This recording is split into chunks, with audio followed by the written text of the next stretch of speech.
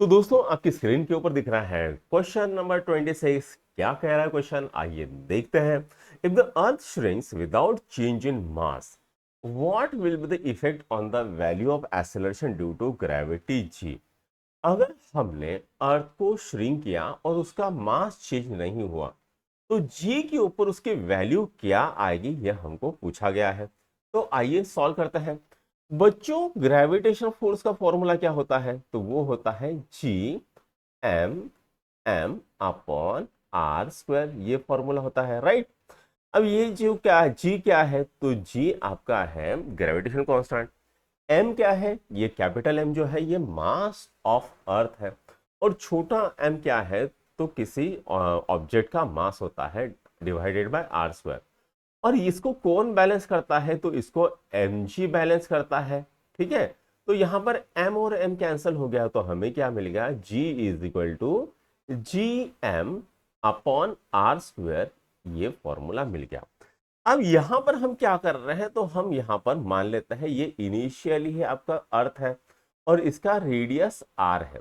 ठीक है, अब हम इसको थोड़ा श्रिंक कर देंगे और r छोटा कर देंगे। ऐसा समझ लेते हैं, फॉर्म प्रपोज कर लेते हैं, जो नया r होगा, ठीक है, उसको r2 बोलेंगे और वो कितना हो जाएगा? 0.9 r1 हो जाएगा। ये पहला r1 है। ठीक है, अब जो g की वैल्यू है और m की वैल्यू है वो चेंज नहीं हो रही है, ऐसा हमें कहा है। तो नया g डैश क्या बनेगा? तो वो बनेगा जी एम अपॉन r2 स्क्वायर बनेगा।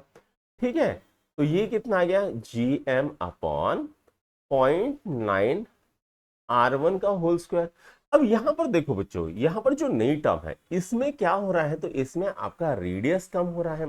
ठीक है, तो अगर हम इसको रेशियो में लेते हैं जी डैश अपॉन जी, अगर ऐसा करते हैं तो ये क्या आएगा? G M upon 0.9 r1 square divided by G M upon r1 square.